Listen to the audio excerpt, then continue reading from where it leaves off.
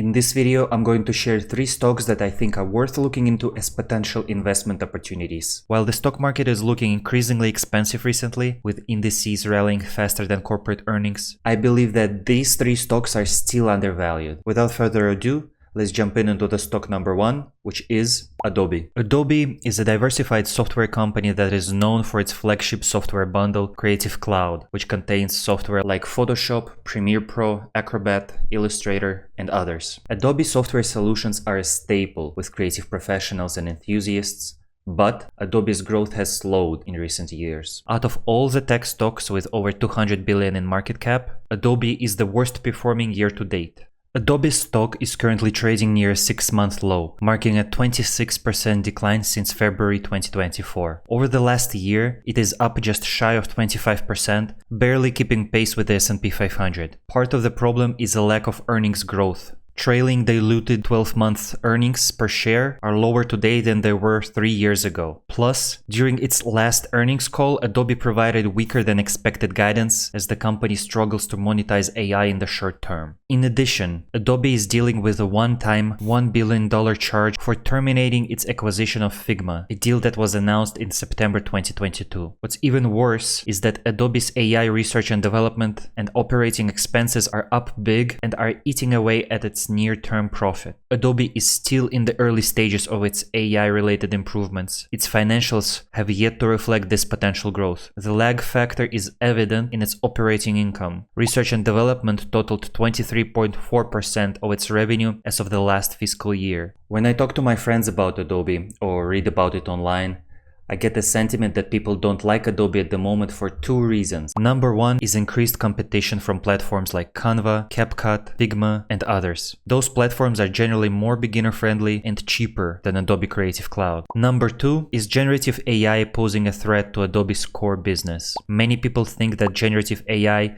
is going to completely or at least partially replace most of Adobe's software features. What about the world where most people use prompt-driven AI agents that can work with images, videos, and voice? In this scenario, Adobe's Creative Cloud and its wide library of tools and instruments will become obsolete. Both of these are valid concerns, but I disagree. First, I believe that competitors like Canva or CapCut are not going after the same type of customer as Adobe. Adobe's customers are primarily businesses and creative professionals, while Canva and CapCut attract more casual users, students, and small business owners.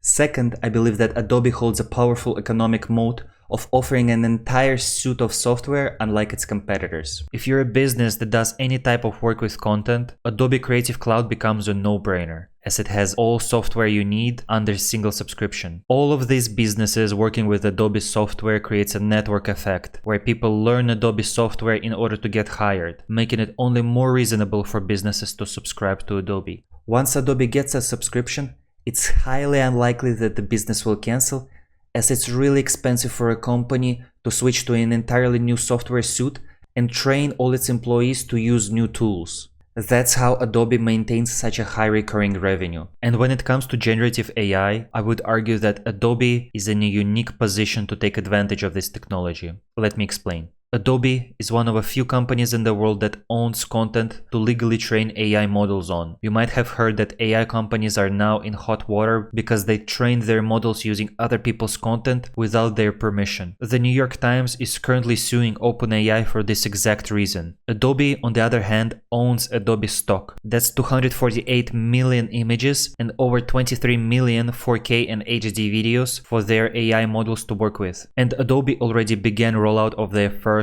AI tools. On March 21st, Adobe unveiled Firefly, a generative AI tool for Creative Cloud, Document Cloud, Experience Cloud, and Adobe Express workflows. Users of Adobe Firefly through Creative Cloud and Adobe Express have already generated 6.5 billion assets like images, vectors, designs, and text effects. Adobe reported record new commercial subscriptions in Creative Cloud and teased new products for Adobe Express with Firefly for mobile, Firefly services, and an AI assistant for Adobe Acrobat. The company is investing heavily in its product rollout and making noticeable progress across its existing products and mobile tools, and even introducing new products like AI-powered enhanced speech, which automatically dubs a video into a language of the user's choice. Despite all that research and development, the company still reported record revenues and income in 2023, even though revenue growth slowed down in 2023. The company maintains high profit margins, and its EBITDA and EBIT are on a strong uptrend as well. While Adobe's quick and current ratio are on the lower side, it's not a problem given how much free cash flow the company generates every year. At this price, I think Adobe is a buy,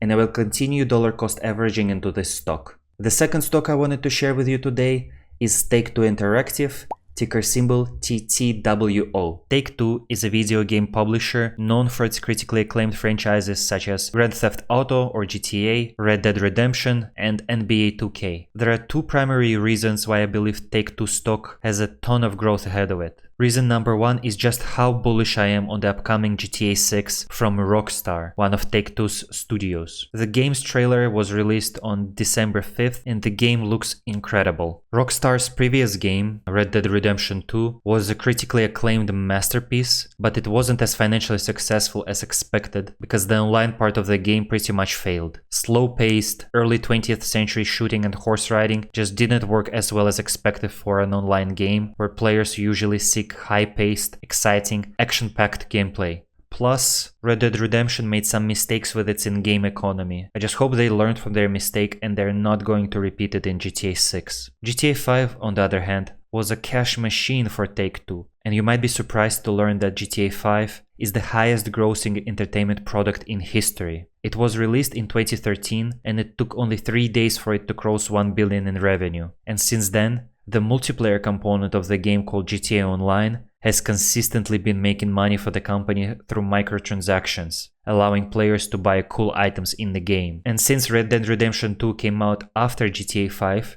I think that some investors are concerned because Red Dead Redemption 2 did not do as well as GTA 5 financially. But as I said, it's not because the company lost the ability to make high quality profitable games. It's because the nature of Red Dead Redemption franchise isn't as well suited for multiplayer and microtransactions as GTA is. GTA 6 is projected to come out in the first half of 2025, but it's possible that the game will get delayed, which is pretty common in the video game industry. It's going to be the most expensive video game ever made, and if they're able to combine the technical and graphical aspects of Red Dead Redemption 2 with high-paced and exciting aspects of GTA 5 and GTA Online, I think we're going to see GTA 6 smash GTA 5's financial records. The second reason why I really like Take-Two is its recent strategic acquisitions. It's extremely important for a video game publisher to have a well-diversified portfolio of projects in the pipeline, as it minimizes the risk from a single project flopping. The video game industry is extremely head-driven, and earnings can be highly volatile based on the success or a failure of key titles. The acquisition of Gearbox Entertainment is a significant strategic move for Take-Two, bringing in successful franchises like Borderlands and Duke Nukem. Furthermore, the purchase of Zynga positions Take-Two advantageously in the rapidly growing mobile gaming market. This move significantly shifts the company's revenue sources, with mobile gaming revenues now comprising a substantial portion of the total revenue. Mobile gaming is where money is at right now, as it has a wider appeal than traditional gaming, and since mobile game development costs are much lower. Because of this acquisition, you're going to see that the company has taken on a lot of new debt and issued some new shares. Still, the company managed to report record revenues and gross profit last year. After you take the acquisition into account, net income and earnings per share for last year are negative.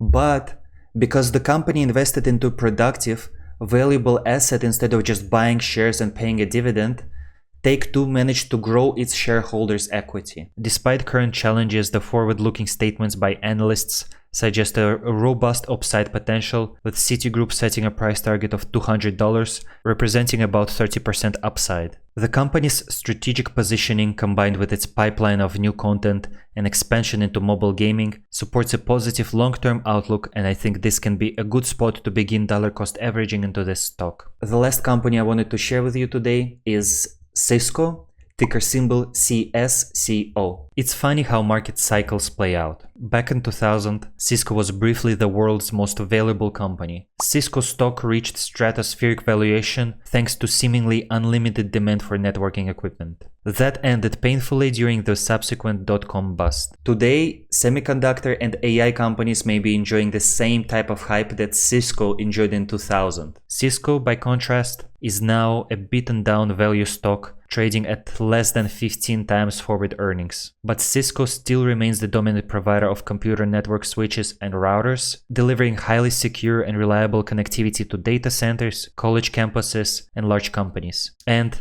as networking and data requirements keep growing, businesses are forced to modernize their IT infrastructure. Cisco is well positioned to capture this demand. In addition, the company is diversifying from selling mainly hardware towards selling software subscriptions as well. This shift is expected to accelerate revenue growth, improve operating margins, and build that sweet recurring revenue. That's the logic of the company's recent acquisition of a cybersecure company, Splunk. The deal is expected to add $4.2 billion in annual recurring revenues to Cisco. The acquisition will better align Cisco systems with the analytics and cybersecurity markets. I also personally really like technology companies that are at the intersection of hardware and software. I think those types of companies hold such a strong competitive advantage over pure software companies, as those companies are able to make their software work seamlessly on their own devices. Think of Apple and its closed software-hardware ecosystem. That's an extremely powerful position for a company to be in,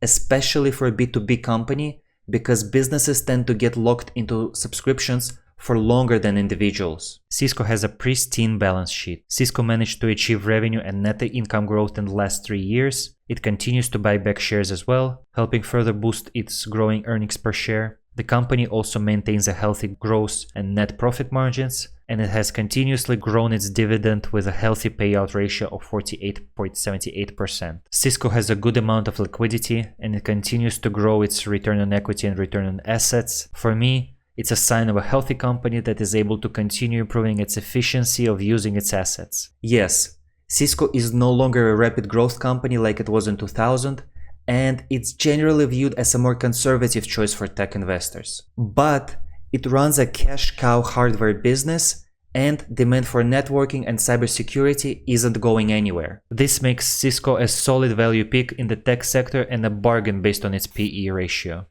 But remember, this is not financial advice. The goal of this video is to provide you with investment ideas, and for you to take those ideas, do your own research, and make your own decision.